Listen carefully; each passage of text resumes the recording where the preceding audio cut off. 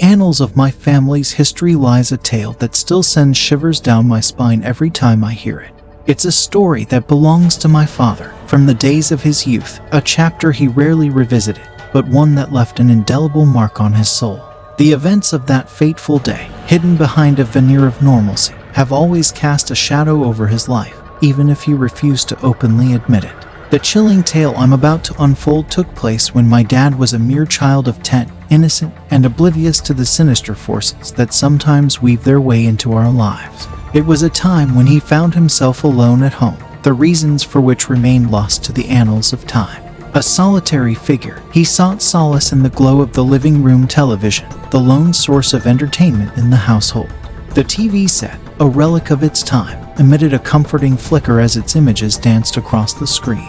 Little did my dad know that the comforting ambience would soon unravel into a web of unease. Abruptly, as if guided by an invisible hand, the television succumbed to darkness, leaving him engulfed in an eerie silence. Nonchalantly, he rose from the couch and reached for the power button, reinstating the connection to his visual refuge. A second occurrence was equally swift to shatter his fragile peace. The television, like a capricious phantom, blinked out again, leaving my father standing amidst the encroaching darkness. A whisper of unease tugged at his consciousness, yet he dismissed it as the trivialities of a malfunctioning device. Determinedly, he pushed back the tendrils of disquiet and restored the screen to life. But darkness, as it often does, persisted in its advance. The cycle of power restoration and subsequent oblivion continued, each time gnawing at his conviction that this was merely an electronic glitch. In his resolve to conquer the relentless gremlins plaguing his screen, he embarked on a quest for the elusive remote control,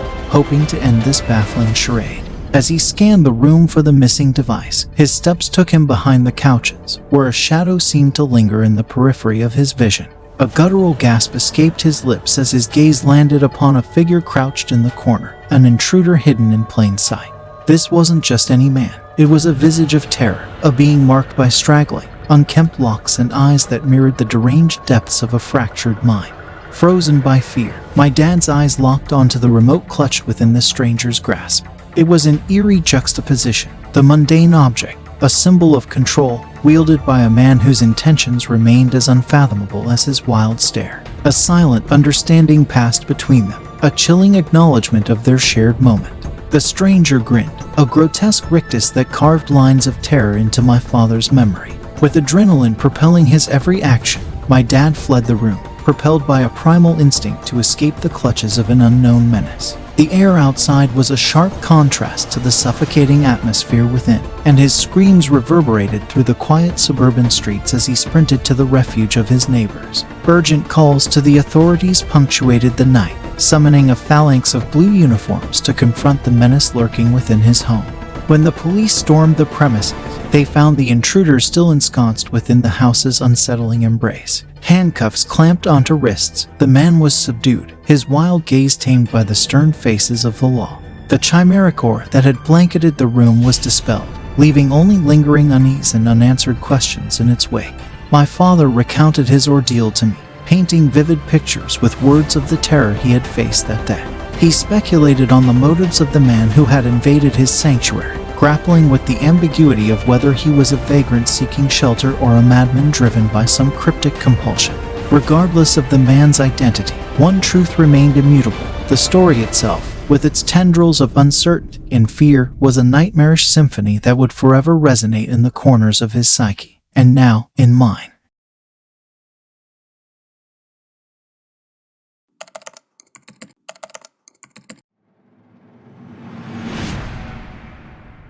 In the tapestry of eerie tales, there exists a narrative that delves into the depths of fear and the unexplainable. Before I unveil this story, it's essential to acknowledge the backdrop against which it unfolds. Jacob, the central character, navigates a world where his mother's battles with addiction cast a shadow over his family's existence. The estranged father, though seemingly devoid of serious flaws, remains tethered to this tumultuous life solely by his connection to Jacob's mother. The night in question held no initial promise of terror. Jacob and his father slumbered, ensconced in the fragile cocoon of sleep, when an onslaught of cacophonous sounds erupted, shattering the tranquility that should have enveloped their abode. The reverberations of banging, scratching, and a disconcerting movement emanated from the mother's room, a symphony of the unknown that pierced the veil of their peaceful reprieve. In a swift reflex, Jacob's father bolted from his bed, propelled by an adrenaline-fueled urgency. He raced down the hallway, his heart pounding in synchrony with his footsteps, until he stood before the mother's room. His fist pounded against the door, each thud a testament to his increasing trepidation. The door swung open, revealing a disheveled mother, her disoriented state mingling with the anger that laced her voice. The echoes of her reprimands painted the scene, while Jacob's father inquired about the source of the tumultuous sounds that had roused him from slumber. The mother's response was tinged with a haze of confusion. She hadn't been conscious to bear witness to the clamor that had unsettled the house. Given her history of addiction, Jacob's father might have easily attributed the commotion to her intoxication. Yet, as the pieces fell into place, it became evident that something far more sinister was afoot. The scene that unfolded within the room held a chilling clarity that transcended mere happenstance. The windows stood wide open, a portal to the unseen, while the television, still plugged in, had been displaced across the room, its screen ominously directed outward, as though bearing witness to the abyss beyond. Jacob's father's apprehension, no longer contained, radiated palpably through the room, sending tendrils of fear coursing through his veins. Recognizing the imminence of a threat, he acted with swift determination. The window, once an entry point for the ominous, was shut with finality, and he brandished a bat, his shield against the unknown. The mother's room was subsequently barred from the outside, locking away whatever enigmatic presence had infiltrated their lives. With resolve etched into his features, he relegated the mother to sleep in the living room, a move driven by a primal instinct to protect. But the night was far from over. Jacob's father, consumed by vigilance, maintained a sleepless watch, his senses heightened, attuned to the slightest shifts in the environment. As the inky darkness held its grip, he roused Jacob from his slumber at the eerie hour of 5 in the morning. Under the cover of night, they tiptoed towards the kitchen, where the mother was already stationed, her posture betraying unease. A moment later, Jacob's father entered the room, his eyes widened in alarm. With a single, silent gesture, he beckoned both Jacob and his mother to silence, the gravity of the situation seeping into their very bones. A shuffling, almost imperceptible, reverberated overhead, a sound that seemed to traverse the roof, tracing the edges with an unsettling cadence. Jacob's father clutched the bat, a tangible manifestation of his determination to safeguard his family. Together, they sat in the darkness, the silence enveloping them like a shroud. The minutes ticked on, each second pregnant with anticipation. And then, as abruptly as it had begun, the disquieting sound receded into the abyss, leaving only a void of uncertainty in its wake. With the dawn still distant, Jacob's father contacted his mother's mother, requesting the refuge of her home for the time being. The grandmother's agreement was a lifeline, promising sanctuary from the inexplicable. The plan was set in motion. The family would depart for the grandmother's haven. As Jacob finished his meal and wandered to the living room, the absence of a television left him enveloped in a thick silence. The door at the end of the hallway, once a mundane fixture, now stood open, its yawning void a stark reminder of the night's horrors. Yet, it was the appendage that defied reality. A finger, its grip wound tightly around the edge of the door, dangled in an unnatural display. Jacob's scream rent the air, a primal manifestation of his fear. His father's swift action, a tug and a run, propelled them from the room, the mother following in their wake. The gas station became their refuge, a bastion against the inexplicable, as they awaited the arrival of Jacob's grandmother. Jacob's recounting of that harrowing night carried an eerie cadence, as he described the finger that had gripped the edge of the door. His words painted a portrait of dread, its dimensions difficult to comprehend. It was a sight that defied explanation, a distortion that left an indelible imprint on Jacob's psyche, a phantom that would haunt his thoughts for years to come. In the days that followed, their former dwelling became a place of dread, a territory claimed by forces beyond comprehension. The family's departure, a swift evacuation once all their possessions were secured, marked the end of an era. Nothing had been stolen, and the window in the room at the end of the hallway, the very window through which the inexplicable had ventured, remained open, a gateway to the unknown that was best left unexplored. And so, the chapter closed, the house relinquished to the enigmas that had taken residence within its walls. What remains is a tapestry of shadows and unanswerable questions, a testament to the fragility of existence and the fleeting boundary between the mundane and the supernatural.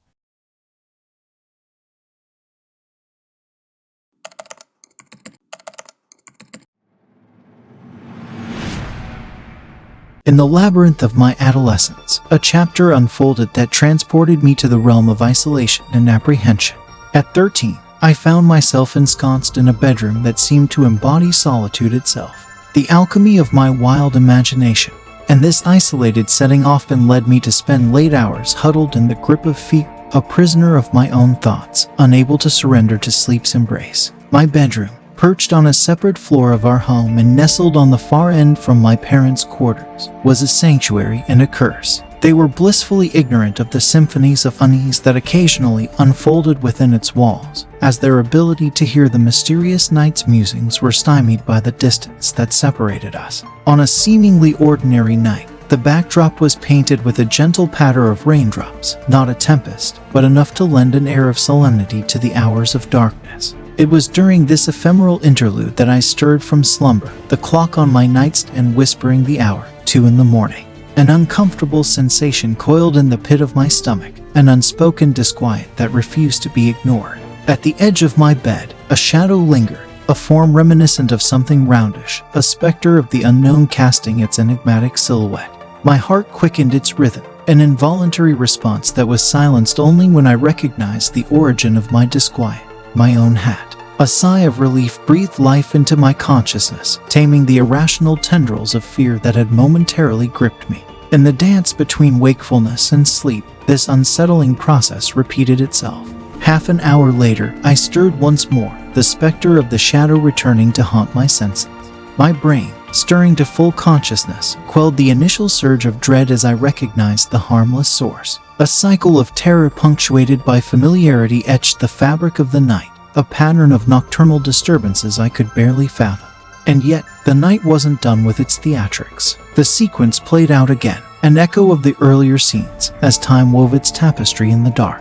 Once more, the shadow seized my attention, its ominous presence provoking my heart into an erratic beat. But this time, the revelation that unfolded shattered the fragile equilibrium of my world. A thirst, born from the eerie ambience that had infiltrated my room, nudged me to reach for my water bottle. My hand, seeking the familiar comfort, descended towards the edge of my bed. But instead of my water bottle, my fingers brushed against something that sent shivers coursing through my veins, my hat, once more. The implications of this discovery unfurled like a malevolent whisper, a disquieting realization that spiraled into a chilling symphony of fear. With a gut-wrenching sensation, my heart plummeted into my stomach, an instinctive response to the mounting dread that gripped me. Desperation fueled my actions as I scrambled to illuminate the room, my fingers fumbling for the lamp's switch. In the ensuing light, the macabre tableau was unveiled. A face, a stranger's face, peering over the edge of my bed, his gaze locked onto mine. An involuntary shriek, a primal expression of terror, tore from my throat, a sound that could only be produced by a young boy caught in the grip of unimaginable fear. With the speed born of terror, I lunged past the intruder, propelled by an instinct that demanded escape. Down the stairs, I fled, the specter of his eyes seared into my memory. The encounter was a vortex of surrealism and fear culminating in my parents' room. My trembling fingers found voice in a hurried explanation, recounting the sinister figure that had breached my solitude. My father, the embodiment of courage, retrieved a bat from beneath his bed, his resolve etched into his features as he prepared to confront the enigma that had dared enter our home. But time was not on our side. As we raced back to my room, the truth unfolded in the form of an open window, the chilling invitation that had allowed the enigmatic presence passage into my sanctuary. The man, a phantom from the shadows, had escaped onto the patio roof, his retreat heralded by the cold night air that swept through the room. In the wake of that night, the tendrils of terror left a residue that colored my every thought. The isolation that had once seemed innocuous now wore the guise of malevolence, and the sanctity of my bedroom had been forever tainted by the intrusion of the unknown. A tale unfolded that cast its shadow into the very corners of my existence, a reminder that even in the cocoon of solitude, the threads of fear and the mysteries of the night could weave their way in, altering reality and unsettling the equilibrium of the ordinary.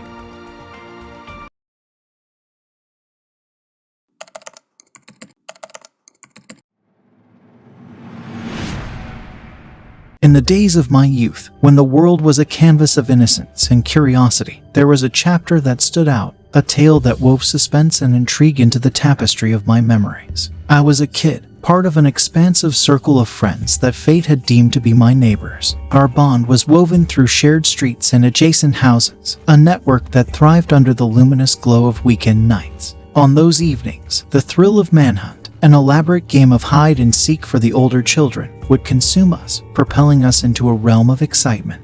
Our domain was vast, stretching from the front yards to the backyards, and even further into the woods that lay behind our homes. Yet, amidst the exhilaration, a cardinal rule reigned supreme. Our ventures into the woods could not exceed the length of a single backyard. It was a simple guideline that we adhered to, a testament to the unspoken boundaries that bound us. My chosen refuge, a haven where I could perpetually elude discovery, lay behind an old rusty barrel, a relic discarded into the woods long ago. A silent witness to countless rounds of the game, the barrel was my sanctuary, a guardian of my secrets. This story, however, unfurls on a night that would defy the ordinary patterns we had come to expect.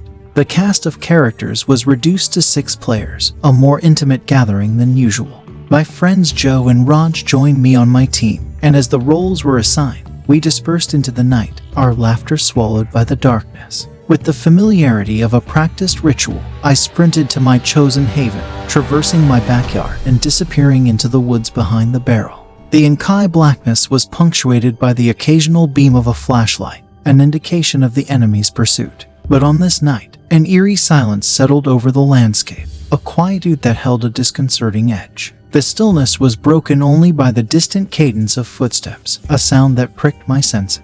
Assuming it was one of my teammates, I whispered the names of my fellow players, awaiting their familiar response. But as the footsteps grew closer, a note of unease began to gnaw at my consciousness. The hushed rustling gave way to a rush of movement, the sound of someone charging towards me, their pace unrelenting. With a surge of adrenaline, I propelled myself from the ground, abandoning my hiding spot in a panicked scramble. Bursting forth from the woods, I sought refuge in my backyard, the dread that had seized me propelling me towards a new sanctuary. But as I emerged from the shadows, I realized that the figure chasing me had not followed suit. The woods remained ominously still, an abyss that had swallowed my pursuer. The discord between my actions and my surroundings sent a shiver down my spine. The calls of my friends reached my ears, their voices carrying concern.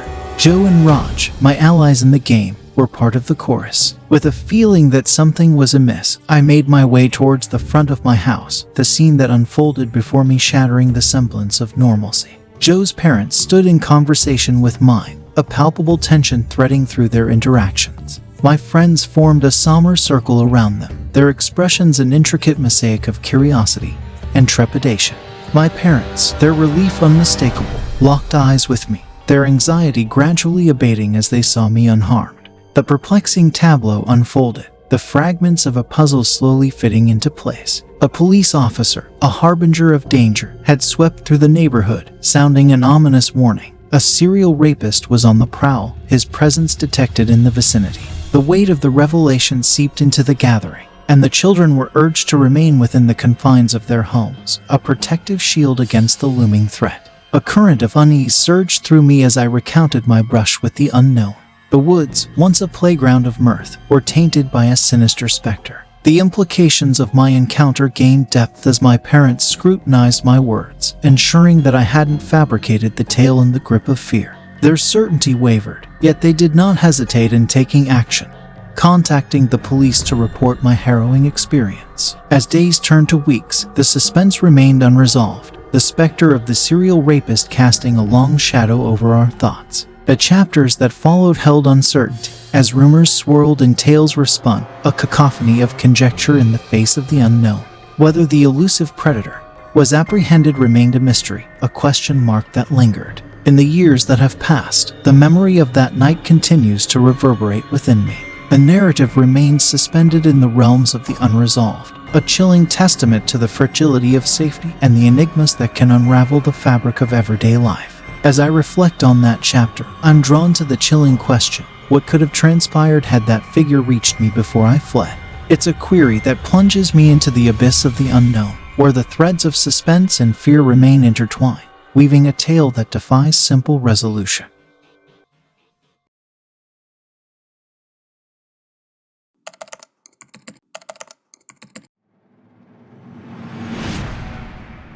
In the realm of unsettling tales and spine-tingling experiences, there lies a narrative shared by my dear friend, a story that unfolded during the tender years of her childhood. The events that transpired when she was a mere 8 or 9 years old have left an indelible mark on her psyche, casting shadows of apprehension and curiosity that continue to ripple through her memories. It was a mundane afternoon, much like any other school day, as my friend embarked on the journey back home.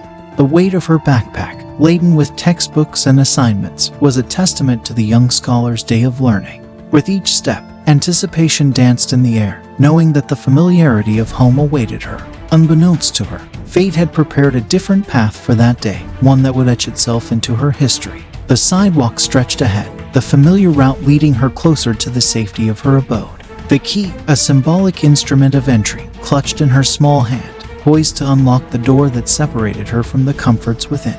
Her single mother's absence during the early evening hours was a regular occurrence, as the demands of work often extended her presence away from home. As the threshold of home drew near, my friend's anticipation swelled, only to be met with a surreal scene that defied the script she had come to expect.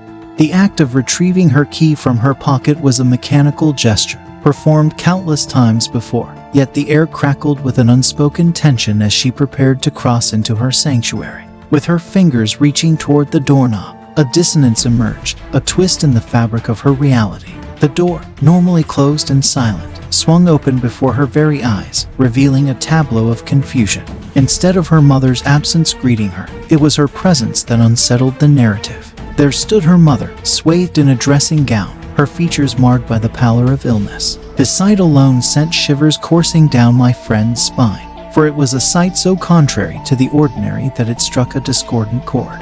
Yet, the disquiet did not end there. Her mother's gaze, normally tender and familiar, betrayed confusion as it darted past my friend's form, locking onto an unseen presence. The exchange of greetings that should have ensued was replaced by the haunting words that spilled from her mother's lips, a question that shattered the fragile veneer of normalcy. "Who are you?" The syllables hung in the air, weighted by a realization that something was amiss, that the fabric of their existence was being rent asunder. Stunned, my friend turned on her heel, compelled by the urgency of her mother's inquiry. What met her gaze sent tendrils of ice through her veins, igniting the primal instinct to flee. A man, his figure obscured by a long coat, stood on the periphery of her vision.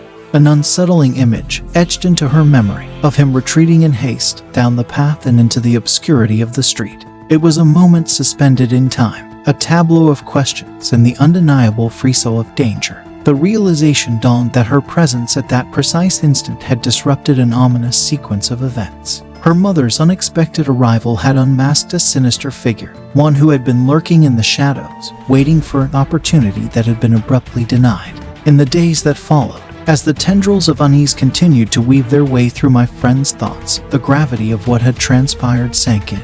The timbre of her mother's voice, that solitary question, echoed through her mind, a haunting refrain. What if she hadn't come home early? What if the encounter had unfolded differently?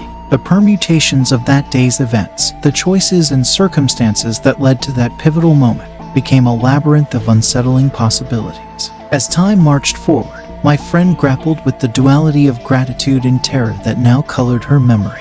The realization that being unwell had been her mother's shield, sparing her from the enigmatic intentions of the man in the long coat, was both chilling and awe-inspiring. In the tapestry of her life, that singular moment remained a testament to the fragile interplay of chance and circumstance, forever etching itself as a cautionary tale that would reverberate through generations to come.